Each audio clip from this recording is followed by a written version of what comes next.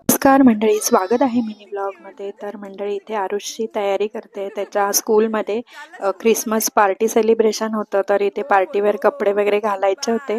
तर त्याला मी सकाळी रेडी केलं. खूप हॅप्पी होता. थंडी आहे, मुलं उठायला बघत नाही, तरी पण काय करणार, उठवावं लागतं. तर तो एकदा आंघोळ झाली की मग फ्रेश होतो. मग झालं, त्याची तयारी झाली आणि पप्पा त्याचे गेले सोडायला. त्यानंतर इथे गावची भेट आली होती बघा. तिथे लोणचं मागवलं होतं मी. चंद्रराजचं लोणचं आहे, आंब्याचं गोड लोणचं.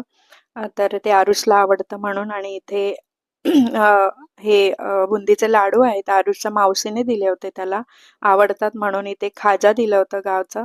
आणि हे मी जे हिंग आहे बघा, बघू शकता, तो मागवला होता. आपल्याला मसाले जे असतात ते खराब होऊ नये म्हणून त्याच्यामध्ये हिंग टाकावा. मला इथे कुठेच मिळत नव्हता म्हणून तो हिंग आणायला सांगितलेला.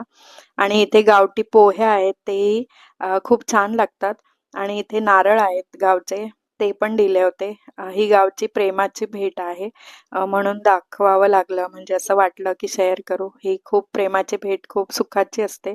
तर ते गावठी पोहे आहेत. संध्याकाळी चहा बनवला, तर चहातून गावठी पोहे खूप छान लागतात. कोणी खाल्ले असतील तर कमेंट करून नक्कीच सांगा. खूप सुंदर लागतात. मग ते मी घेतले. इथे आरुष बाहेर खेळतच होता. आणि मग आम्ही दोघांनी थोडेसे पोहे खाल्ले.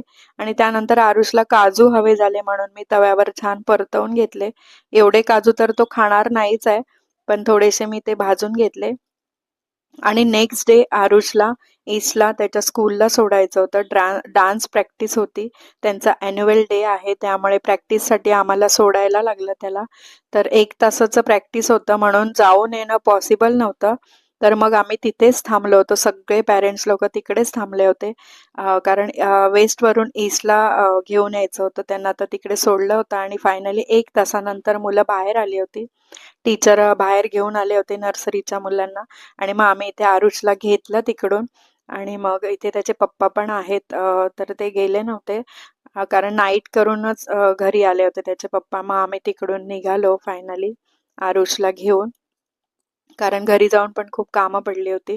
ह्या भाज्या वगैरे आणलेल्या होत्या, त्या नीटनेटक्या करायच्या होत्या, कारण दिवस सगळा कामामध्ये गेला होता. मग त्या अवीने वाटाणा आणला होता, तो सोलायचा होता. ते सगळ्या भाज्या साफ करून घेतल्या. आणि आरुषला नंतर काय माहिती मॅगी खाऊ वाटली, तर त्याला मॅगी बनवून दिली. व्हिडिओ आवडला असेल तर